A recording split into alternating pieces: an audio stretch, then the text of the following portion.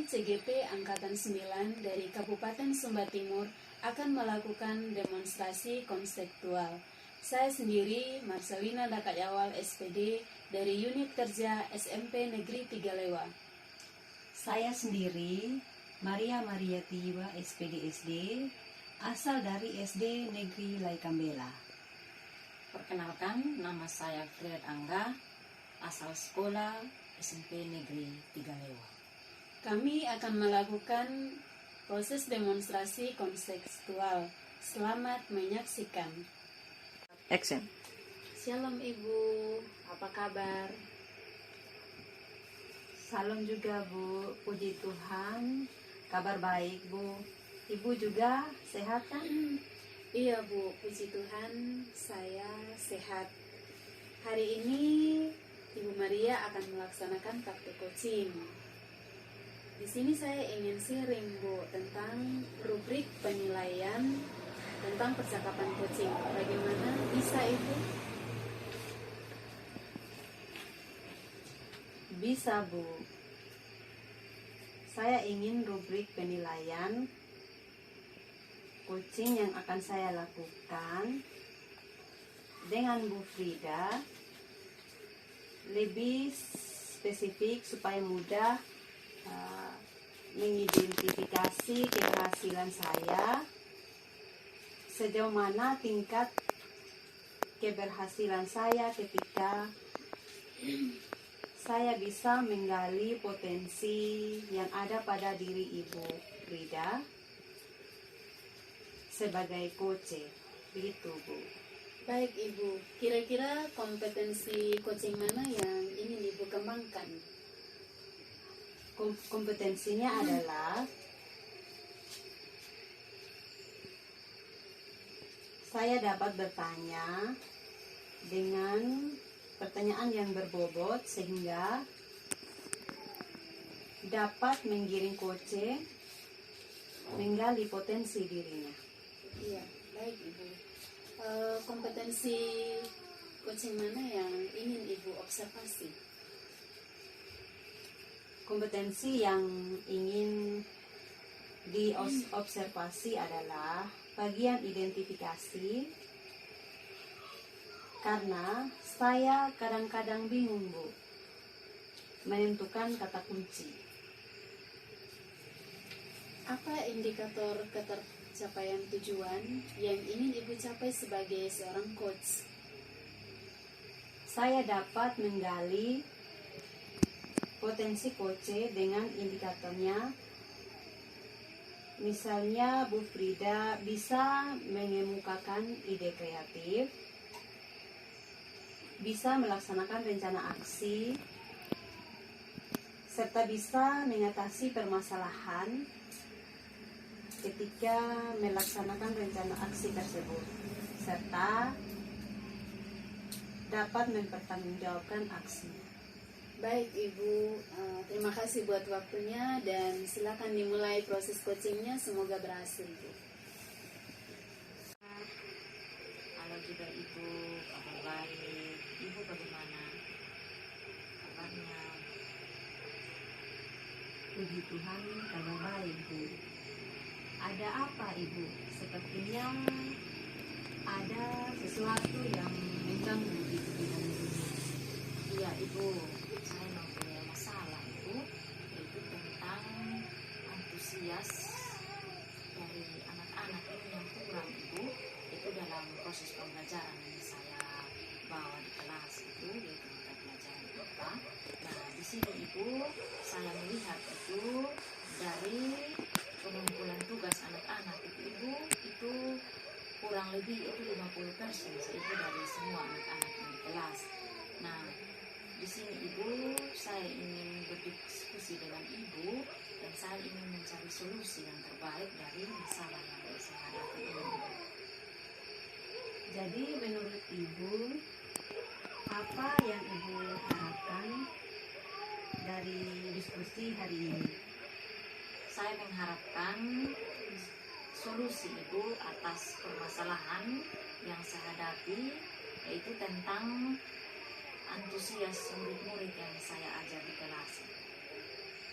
menurut Ibu, hal apa saja yang membuat murid-murid kurang antusias dalam pembelajaran? Ya, kalau saya ingat kembali Ibu, hal-hal yang menyebabkan kurangnya antusias dari murid-murid yang saya ajar itu Ibu, yang pertama, pembelajaran yang saya bawa Ibu sepertinya sedikit membosankan Ibu. Nah, di situ juga terlalu monoton, saya terlalu dominan berbicara Ibu. Nah, bercerita dengan anak-anak. Kedua, saya tidak memberi kesempatan buat murid-murid saya Ibu, yaitu mereka dapat berpendapat dan juga mereka bisa aktif berbicara pada pembelajaran yang saya bawa. Begitu Ibu. Oh, begitu Ibu. Kira-kira apa saja yang dapat membuat murid-muridnya antusias dalam pembelajaran?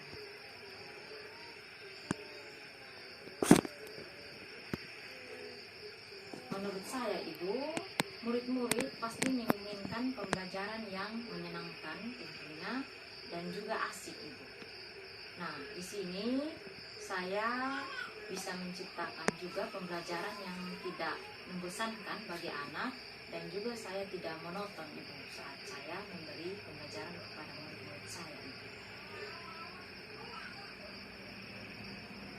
Saya sependapat dengan Ibu. Lalu, menurut pendapat Ibu, apa saja yang bisa membuat murid-murid asik dan tidak bosan pada proses pembelajaran di dalam kelas? Menurut saya Ibu, proses pembelajaran itu harus berpusat pada murid.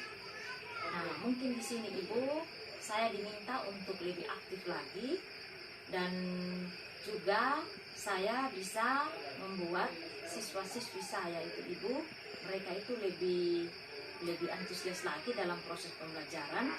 Ya, mungkin saya bisa mengisinya itu dengan ice breaking mungkin, dan saya juga bisa mengisinya dengan teknik stop mungkin, ya supaya pembelajaran yang saya bawa itu lebih menarik.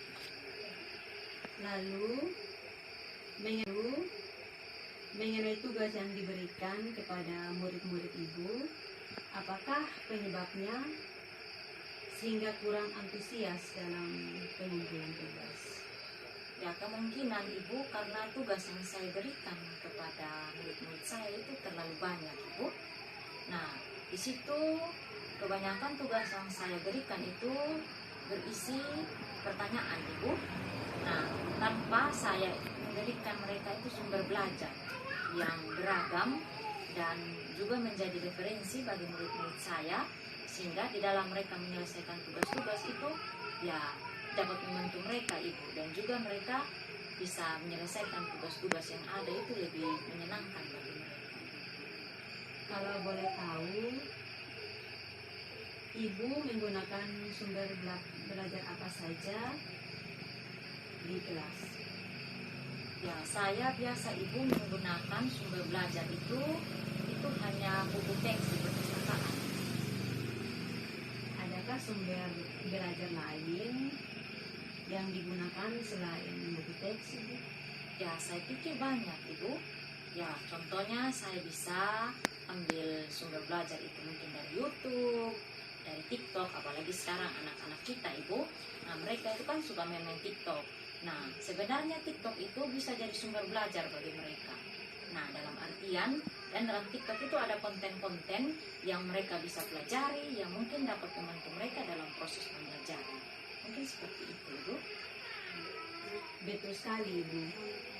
Saya yakin sekali Ibu bisa menggunakan sebagai macam sumber belajar, pasti akan membuat murid-murid antusias dan menyenangkan dalam belajar. Jadi sekarang apa rencana Ibu untuk menyelesaikan masalah ini? Ya, yang pertama Ibu, saya merancang pembelajaran yang lebih menyenangkan, yaitu dengan menggunakan berbagai sumber yang sudah saya sebutkan Ibu.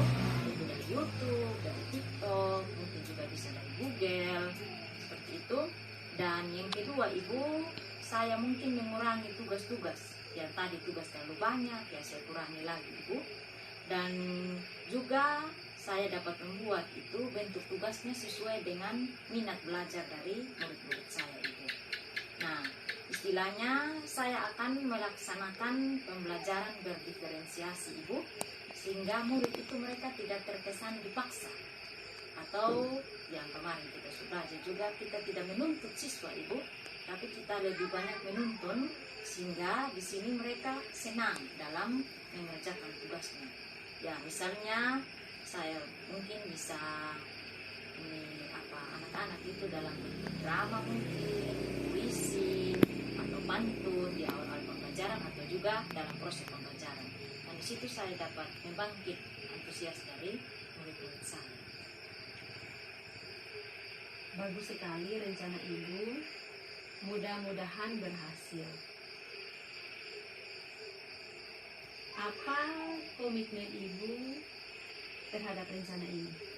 Nah, di sini Ibu saya berkomitmen untuk selalu membuat proses pembelajaran yang menyenangkan, yaitu dengan cara menggunakan banyak sumber Ibu, dan juga untuk eksplorasi materi, sehingga murid-murid saya itu Ibu dapat menjalankan yang namanya merdeka belajar. Dan saya juga akan membuat murid-murid saya itu senang dalam kegiatan eksplorasi materi, yaitu tanpa ada unsur paksaan, ada tuntutan. Nah, di sini saya akan menyerahkan sepenuhnya kepada murid-murid saya dalam mereka memilih sumber belajar. Ya, mungkin begitu.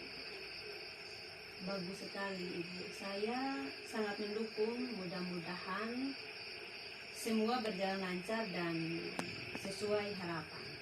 Nah, terima kasih Ibu atas waktunya untuk bisa berdiskusi dan kita bisa obrolan kecil-kecilan pada hari ini.